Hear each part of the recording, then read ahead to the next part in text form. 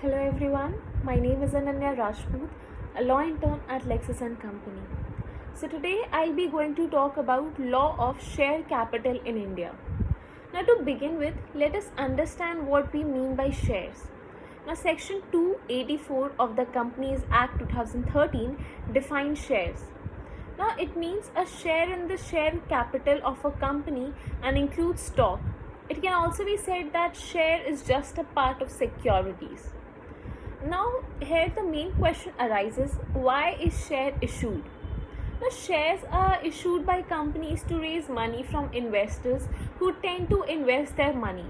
This money is then used by the companies for the development and growth of their business. Now let us see what is stock. A stock is a set of same category of shares put together which have same value.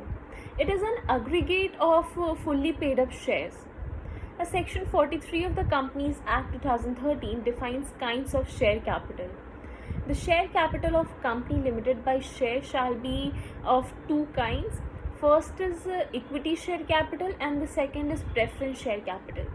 Now equity share capital with reference to any company limited by shares means all share capital which is not preference share capital. It refers to the portion of the company's money which is raised in exchange for a share of ownership in the company. Whereas preference share capital are the one of the special types of share capital having fixed rate of dividend, and they carry preferential rights over ordinary equity shares in sharing of the profit and also claim over assets of the firm.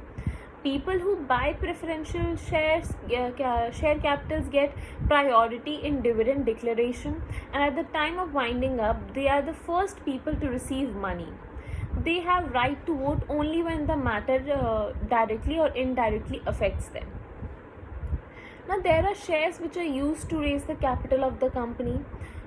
Their first is sweat equity shares, employee stock option scheme, bonus issue, right issue, sweat equity shares, which is defined under section 288 and section 54.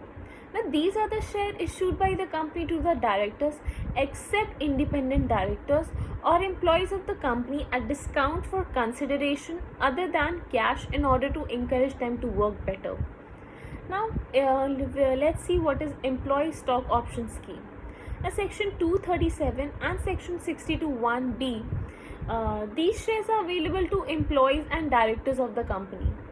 They have an option or a right to purchase these shares at a predominant price. These are for the advantage of employees and directors.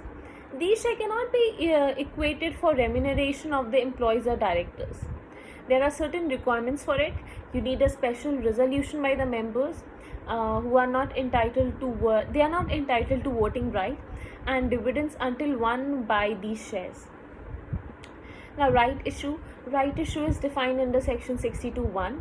When the company thinks of increasing the capital, it issues these shares, which are first offered to existing shareholders on priority. Now the existing shareholders have right of preemption. Although it helps in raising the capital, it is not mandatory to issue right issue. Now compliance of right issues are, it has to be mentioned in the article of association of the company. A notice to the shareholders regarding the same has to be sent. This offer should be available for 15 to 30 days. The existing shareholders may renounce or accept this offer. Number of shares and price such share has to be mentioned. Now let us see share certificate and warrant. A share certificate is mentioned in for section 46. Now it is a document that certifies that fact that a person or an individual is owner of a certain amount of shares. It is issued under the company's seal signed by two directors, a managing director and a company secretary. It is the prima facie evidence of title. It acts as estoppels to the title and estoppels as to the payment. Now every business organization needs funds for its business activities. It can raise funds either internally or through external sources.